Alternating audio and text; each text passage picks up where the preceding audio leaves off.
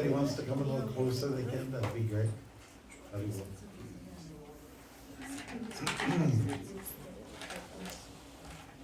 I'd rather someone else who's good at playing this. Are you? Are you ready? Yes! Good catch, good catch.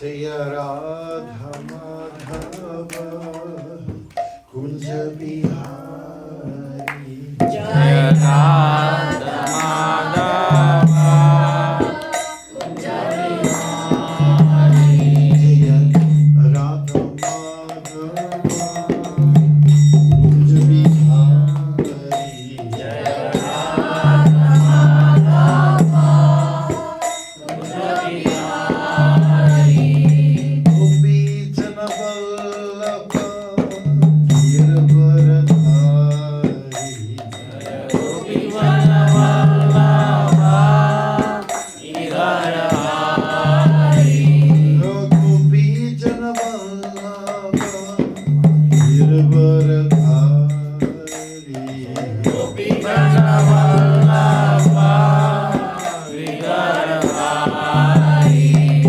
Yashodanandana Prajajanarandana Yashodanandana Prajanarandana Yashodanandana Prajajanarandana Yashodanandana Prajanarandana Yamuna Tira Vanachari Yamuna Tira Vanachari Yamuna Tira Vanachari Yamuna Tira Vanachari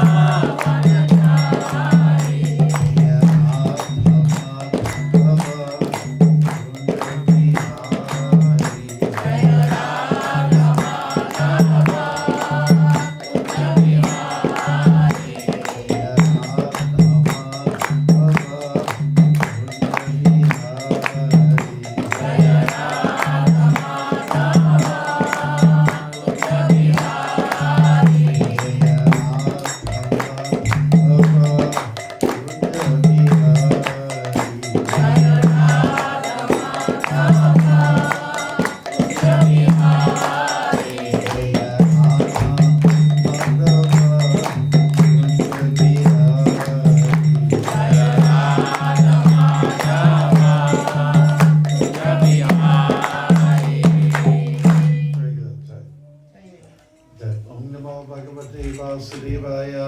Om Namo Bhagavate Vasudevaya. Om Namo Bhagavate Vasudevaya. Om Namo Bhagavate Vasudevaya.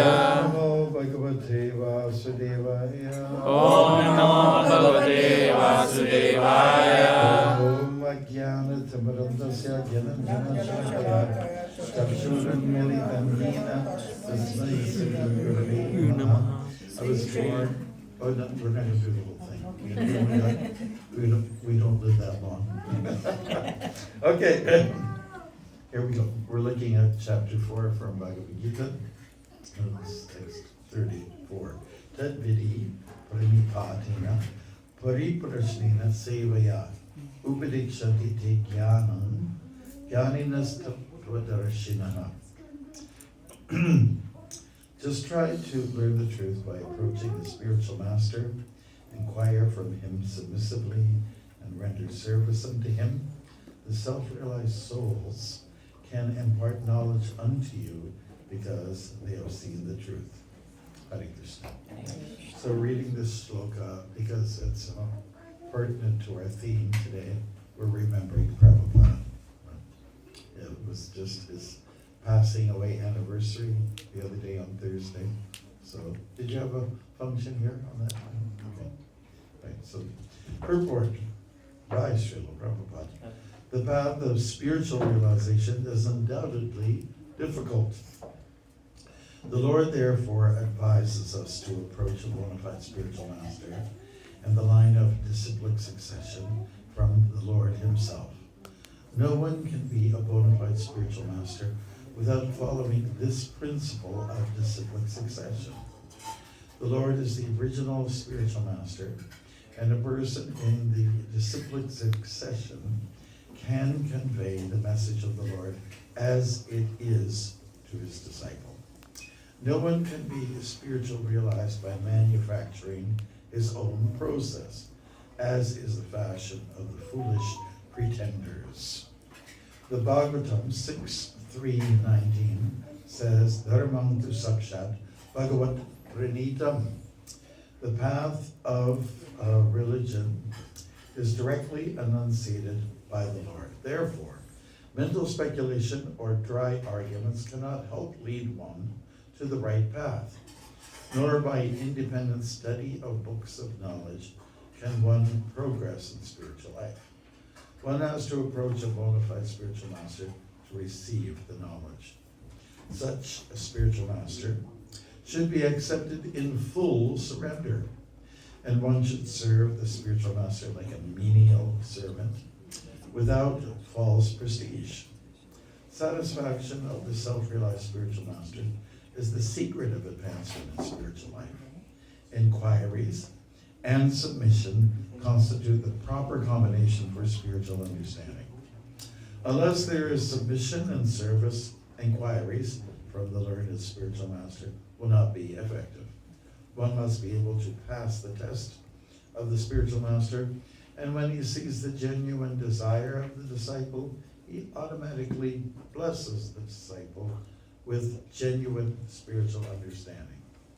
In this course, both blind following and absurd inquiries are condemned.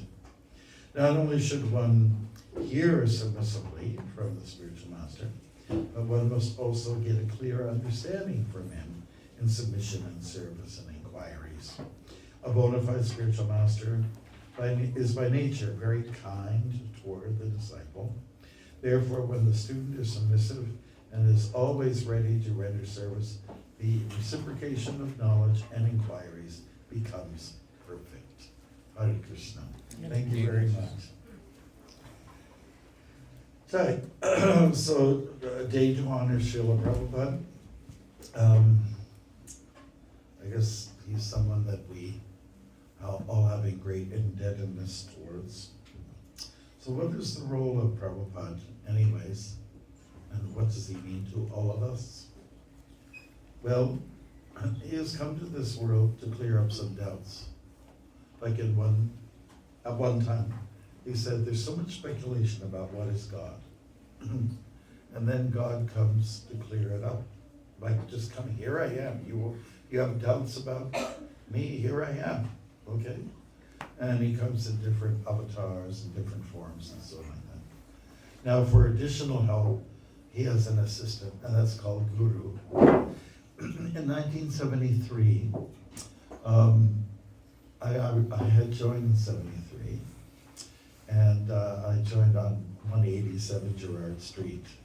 We had a rented house. That's at Gerrard, downtown Toronto, and Sherbourne. It's Cabbagetown, and it's sort of a wine area, you know. Not the best neighborhood, you know, like it's, people would get some kind of checks, you know, on Thursday, and then they would go, as soon as they got their money, you know, at least they would go to the liquor store, and you'd see 6-packs, not 6-packs here, but 6-pack or 12, whatever they are. And then it would, this is very meaningful to them, you know, this means everything for them. It's their Stanley Cup, it's their Oscar. Yeah. And so that's the kind of neighborhood we went in to, you know, to live for a while, for some years. And it was in 73 that we heard about Prabhupada attending the Rath Yatra in London. We were always hearing news, but there were no computers. Can you imagine how free everybody was? You know? We weren't tied down by the cell phone, which is cell means prison, right? And we were hearing about how he attended the Rath Yatra, and he was jumping up in the air in the kirtan. You know, he was on the ground level with the devotees. I'm not sure there were 3 chariots or 1, but everyone was hearing up, and he was leaping up in the air. And at that time, he would have been, I think about 75 years old. Do you have any 75-year-old people here? Yeah? How old are you, Peru? 75, yeah. I'm behind you by about 4 years. Okay, so devotees were astounded because at that age to have a man jump up and down and continuing like this in ecstasy, it was just something hard to fathom, you know. And it was during that time, in July, I believe it was, of 73, people were coming to him and with a lot of questions. Shyamasunder, who wrote that fantastic book of Chasing Rhinos with the Swami. Anybody read that yet? Oh, you've got to read it. It's just so good.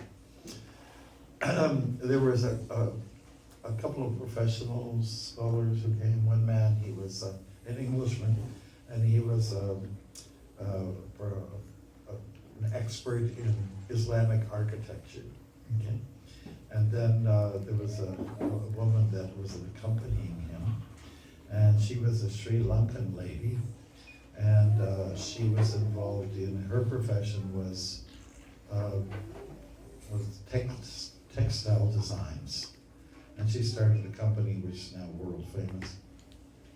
And Shyamasunder was very good at getting people to come and meet the Swami, Srila Prabhupada.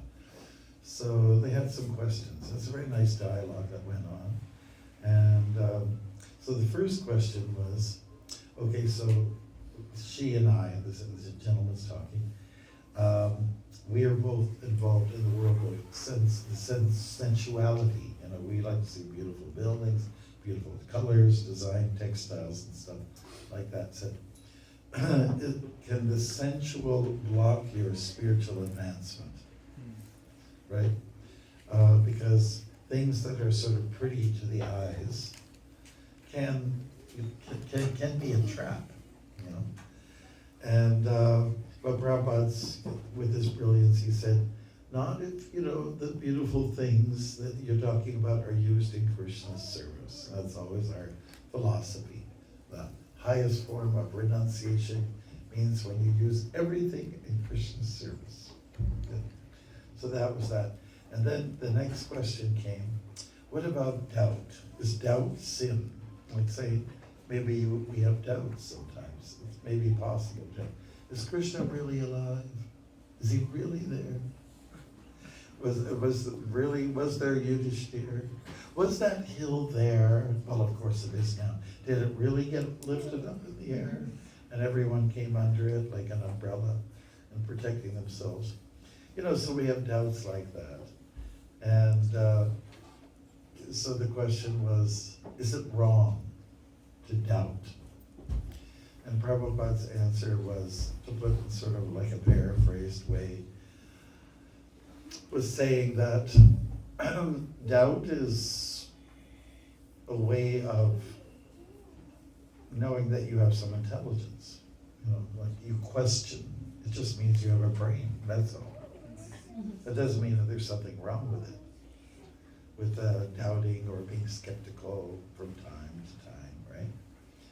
But Prabhupada was saying what the human being does with this doubt is go for the clarification. And the clarification comes about by connecting with the Guru. That's what this shloka is all about, 434. Any doubts that are there, get them cleared up. That's your obligation. That's what you need to do. And so that's what Prabhupada had done for so many young people in those early days, and continues to do that through his books. In fact, today is the official day for distributing his books. And we call it the Prabhupada Marathon. That means devotees go all out and see how they can distribute books. And it is Christmas time, so people are looking for gifts. So a really nice, good-looking book. It's hard, what the Bhagavad Gita looks like. It looks like a brick of gold, right? Just there's a cover on here, so you can't tell so well. And I'm not going to try to pull it out. You've seen it many times before. So that's where we've come.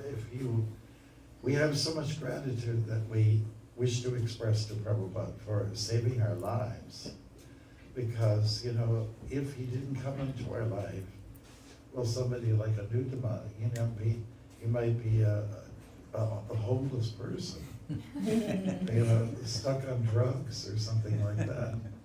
And he might be beating up Sweta, you never, you can imagine the worst if we didn't have something in place, some principles to live by, if we didn't have a purpose.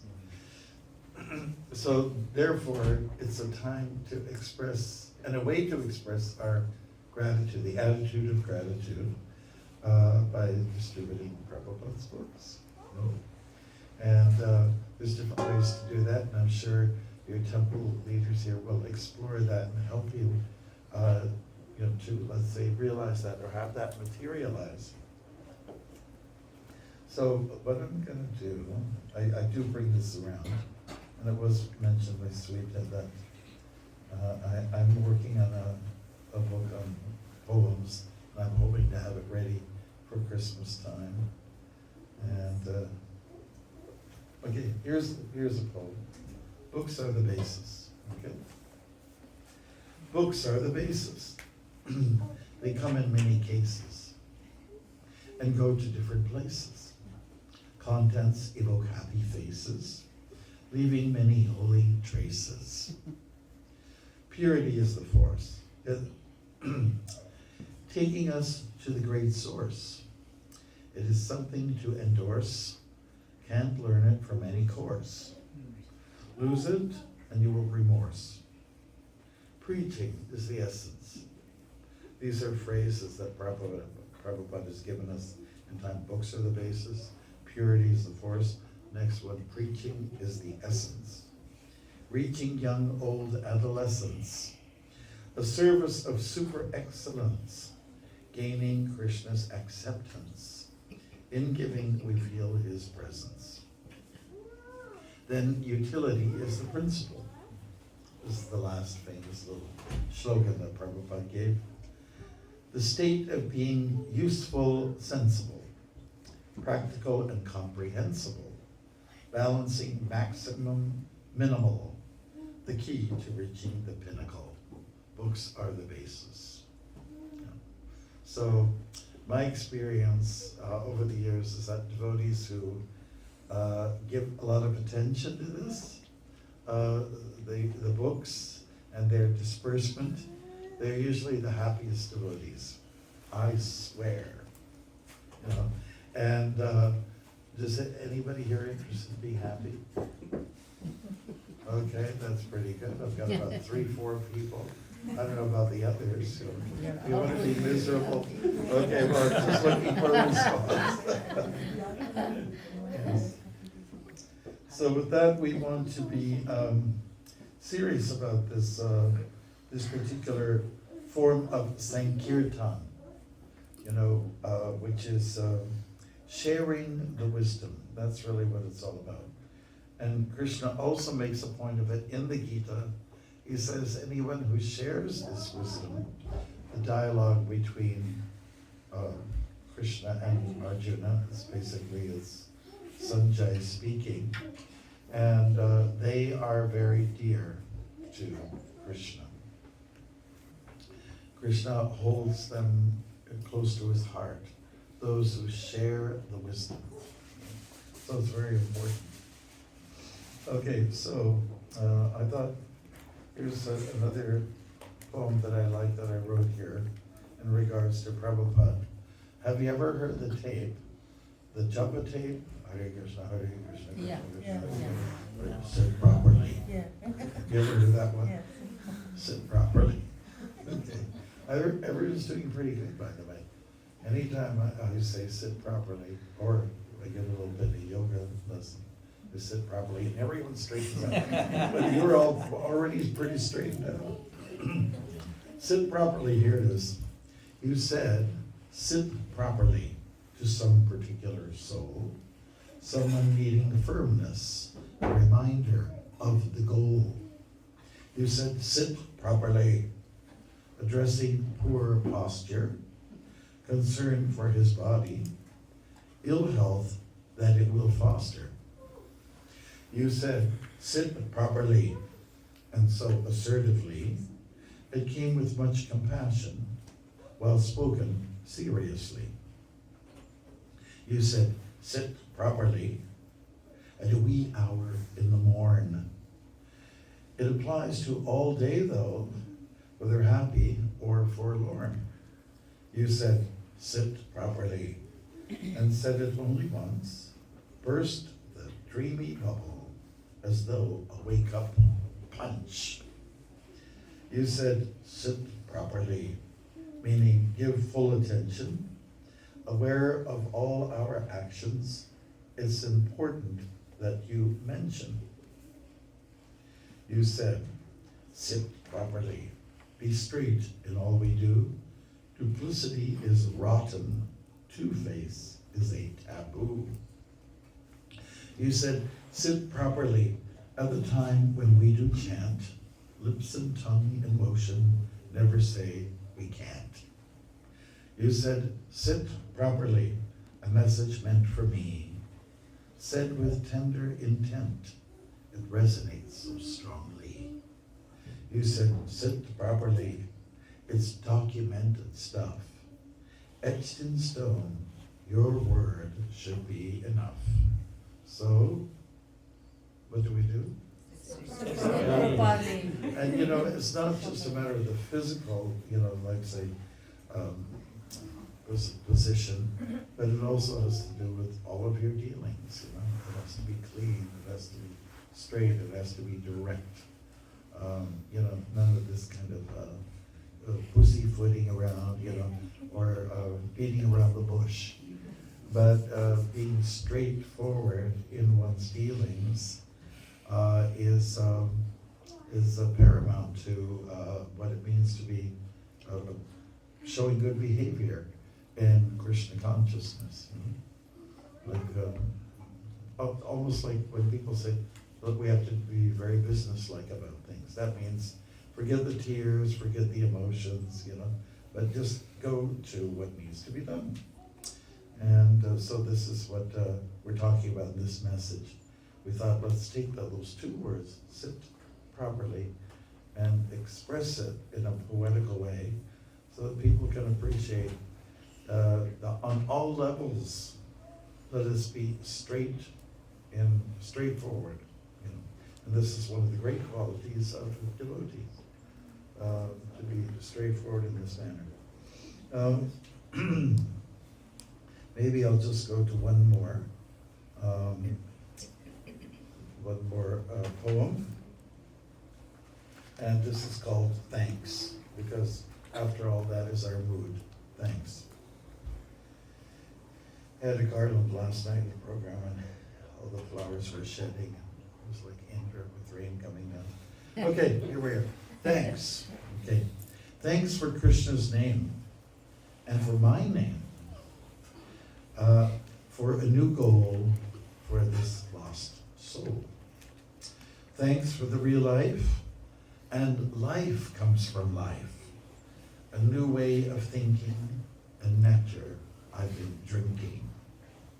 Thanks for the chance to sing, for spices, especially hing, the food, the rotis, kurtas, and dhotis.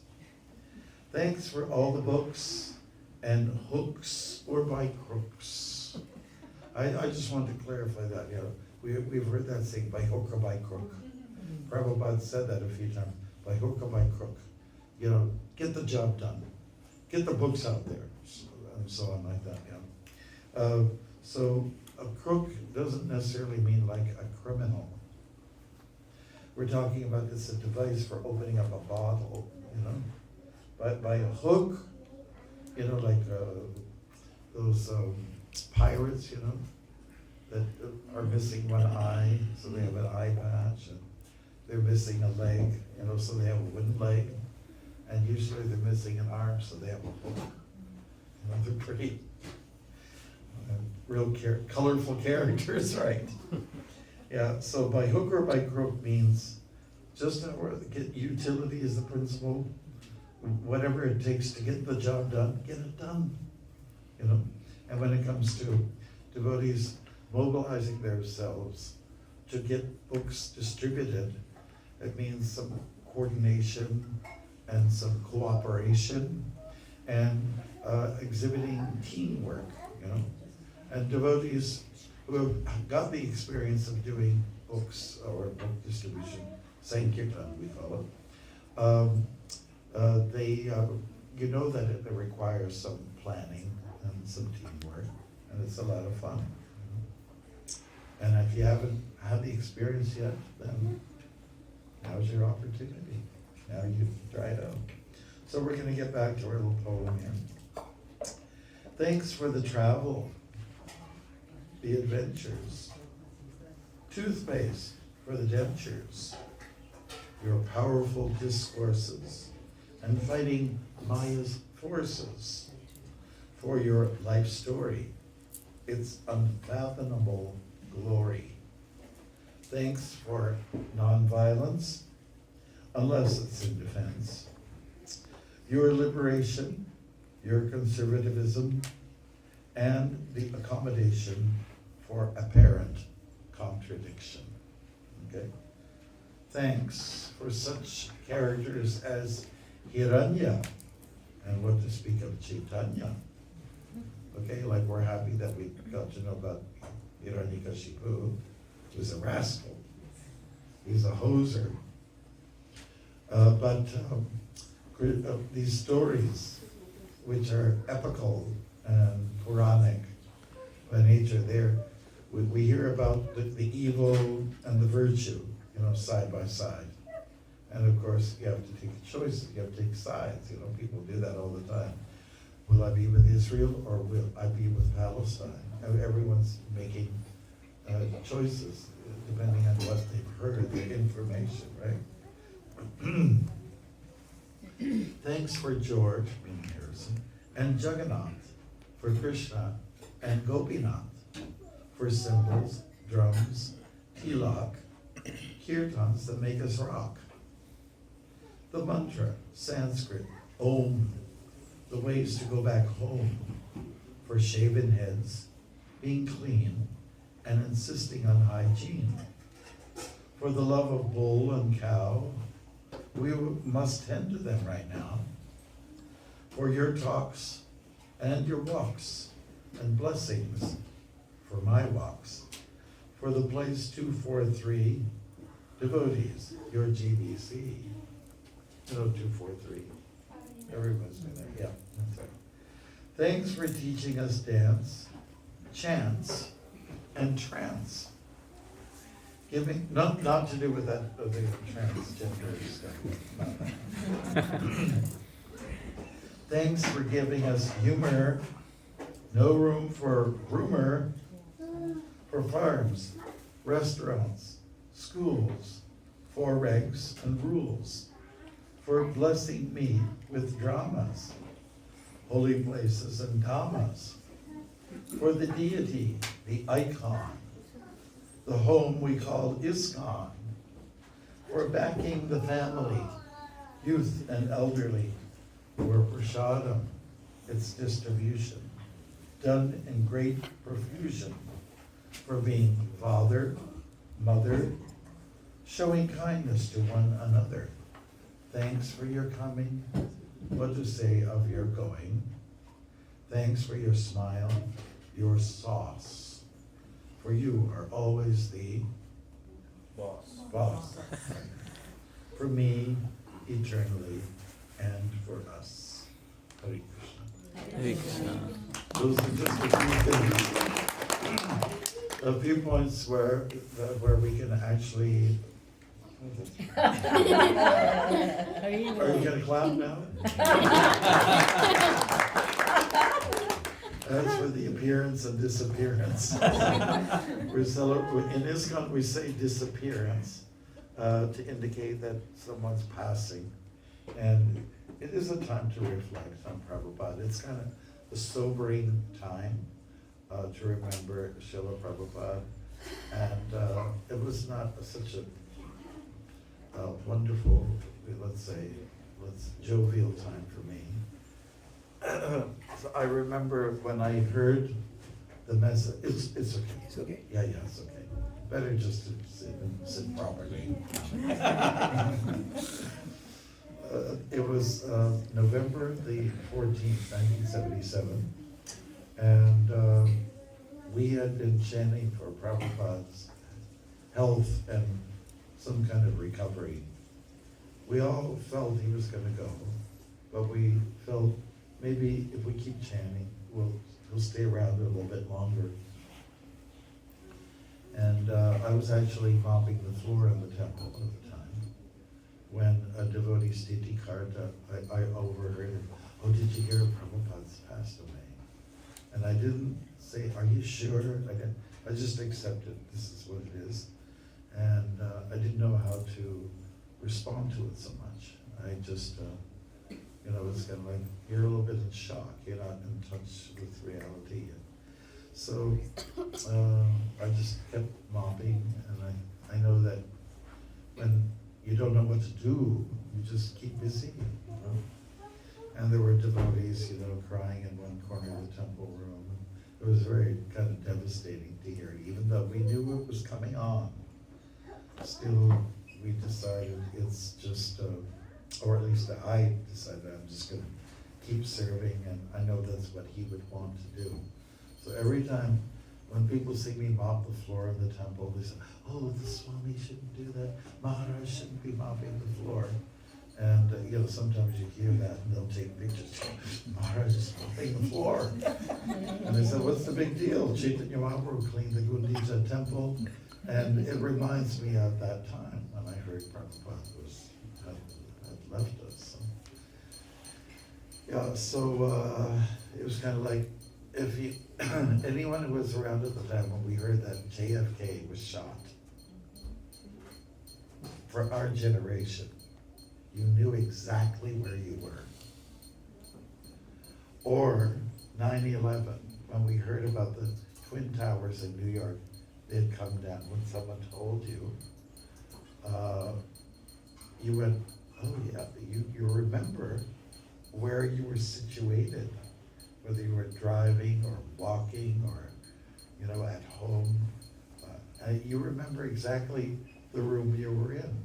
Perhaps if you saw the footage on television, it was just something that is indelibly fixed in the mind. I remember where I was. And that was quite a few years ago now, right? 2001, was it? 2001, and you remember. And and you won't forget. So for us, Prabhupada was everything for us. He was the person that changed our lives and continues to change the world. Mainly is through his books. And we are crazy about getting the books out there because it's transformative. It changes people's hearts, you know? And our hearts tend to be kind of steel framed. They tend to be quite hard from all the sense gratification and that we've participated in.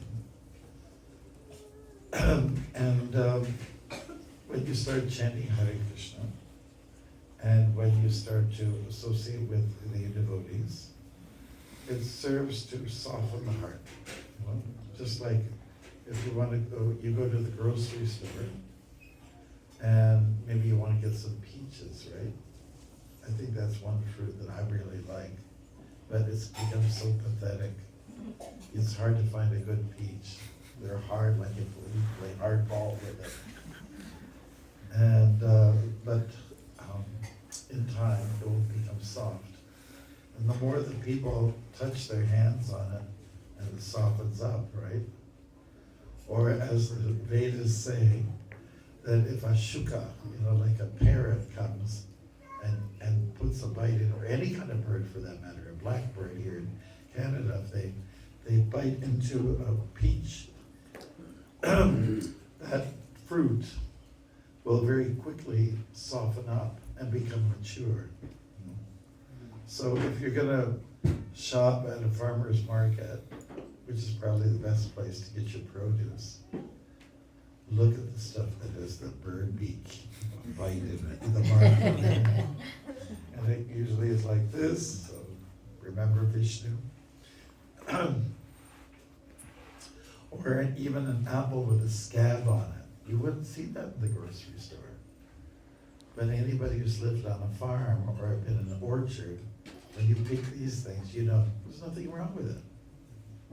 Like, we used to see scabs on the apples, 'cause where we grew up, we had at least 2 apple trees, 2 pear trees, 2 peach trees, 2 plum trees. We had everything, and that's the way it was designed. And, you know, it was like a beauty mark. There was a time in the 60s where a woman who was beautiful, she had a little beauty mark. She put a little pencil mark here. There was no mold, really. But you put it in there. It's like, they called it a beauty mark. Or now people consider a tattoo, especially for the guys here, that it's a beauty mark. It's a symbol of greatness, right? So, fruit can be softened merely by touching, merely by being in contact with it, and quickly it ripens up. So our hearts, which have tended to be kind of hard as a result of our selfishness, when you put yourself first, always in front of everyone, that's a clear sign, a clear symptom that you don't get it. You haven't really come to the stage of sharing and, you know, wanting to, let's say cultivate your bhakti, devotion. So the chanting is supposed to do that. Taking prasada is supposed to do that. A melting of the heart also comes through, you know, looking at the philosophy. But perhaps out of all of the above mentioned practices, when you serve each other and you look after each other in a very soft and gentle way, that's probably the best way to make spiritual advancement. And we should all be interested in making advancement. And this is when I first heard the devotees talk about advancement. I was looking at a picture of Prabhupada, and I was with the devotees. It was 1972, and a picture similar to this. And the devotees were saying, "Oh, we We cannot wait till we get to that age. Oh. Okay? And I looked at the picture of the face of Prabhupada, and I thought, what are you talking about? You know, who wants to be old, right? So I asked for clarification. Why would anybody want to get to be old? And they basically explained that when we get to a stage like this, and we keep up our practices, we feel we will be very advanced. And then when they said that word advanced, okay, advance is like when somebody gives you a little bit extra money so you can participate in some kind of project or something. I'll give you an advance, you know, maybe your boss or your mom or dad said, I'll give you an advance, you know. And I never heard the term advance being used in terms of your cultivation of character, you know. But here's a word that now we use all the time, you know, because we're concerned about our advancement. And advancement means to be on the spiritual platform. Because physically, we don't advance. Have you noticed?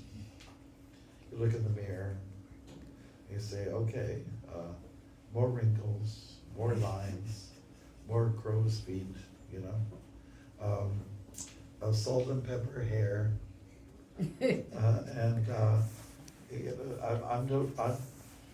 you are advancing in a certain way. You should be getting closer to your purity, to maturity and to purity. That's what we really all do want. We want to advance. So it's just so nice Prabhupada has given us even, you know, a language that hardly anybody uses. How many times has he used the words engagement? That's another word that kind of shocked me. Is somebody getting engaged here? Is the man and woman coming together, they're getting engaged to be married? But it was such a common word, be engaged. I need an engagement. Okay, great. So you get to understand one word that was very interesting that in some indirect way came from Prabhupada. It's called bloop. You know the word bloop? Bloop is the sound of a word when you throw a stone in the water, and it goes bloop. Right? So in chapter 2 of Bhagavad Gita, Krishna is talking about Dayato Nishyam Pumsam, Sangas te Shubhajayate, Sangat Sanjayate Kama, Kama Krodha Vijayate. There's two verses together there, and the next one, Krodha Bhaviti Sammaha. And it was talking about a chain reaction. If you contemplate the objects of the senses, one develops an attachment for them. And from attachment becomes like intense lust. And from lust comes anger. From anger becomes bewilderment of memory. And so on. All this chain reaction is happening. And so finally it says in the shloka, and then one falls into the material pool.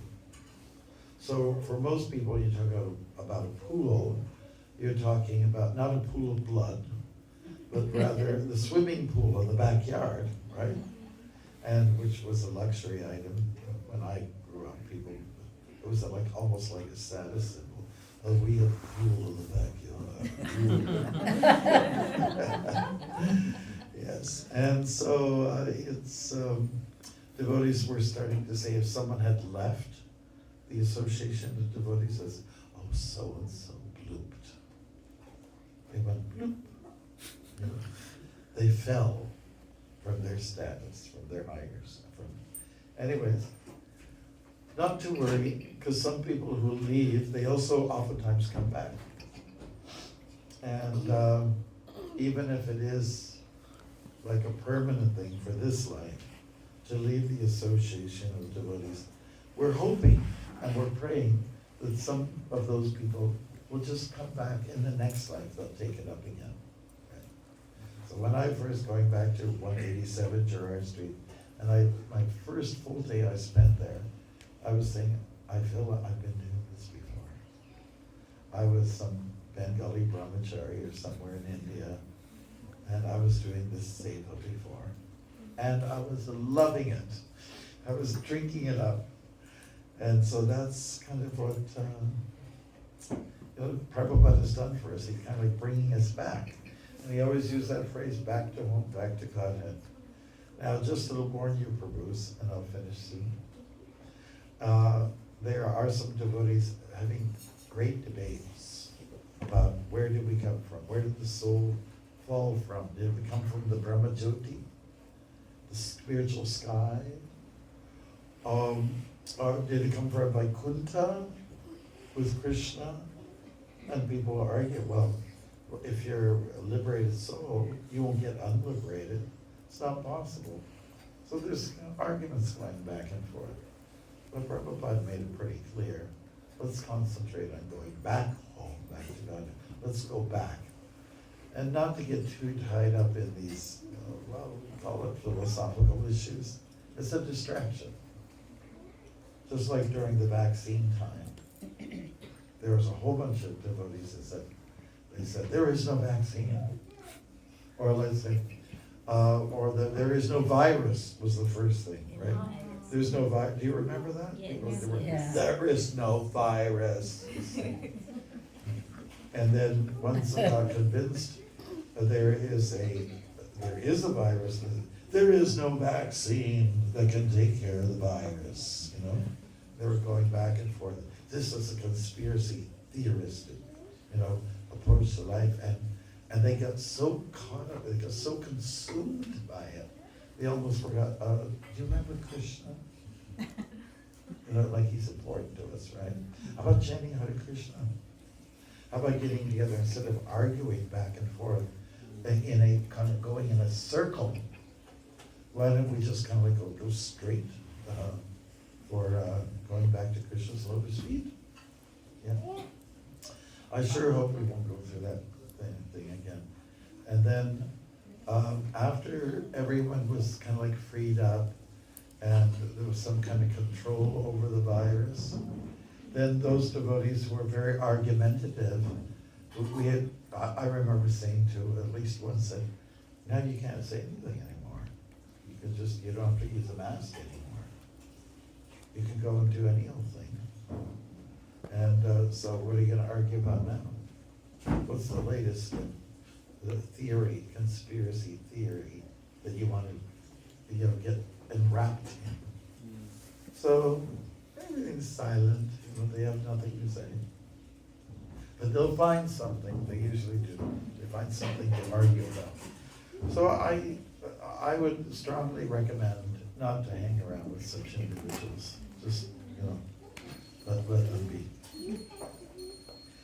So we give all of our honor to Srila Prabhupada on this day, when we have these passing what we call Disappearance Day.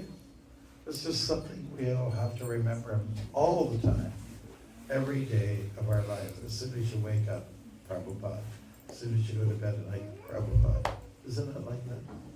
It's a little bit of an absorption, but we owe him everything.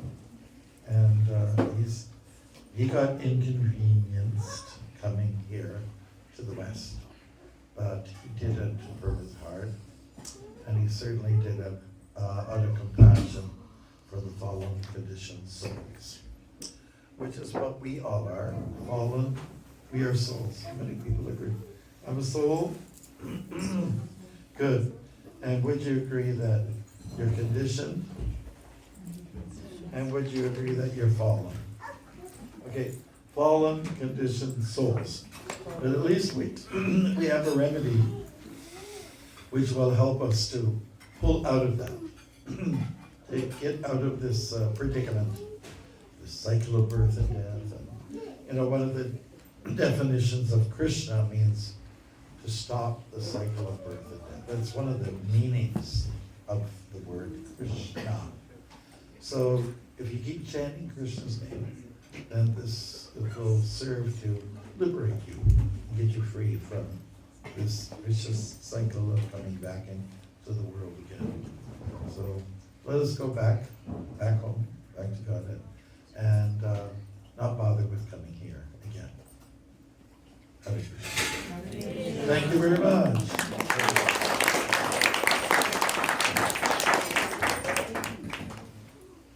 And what do we We'll have recommend? Pushpanjali.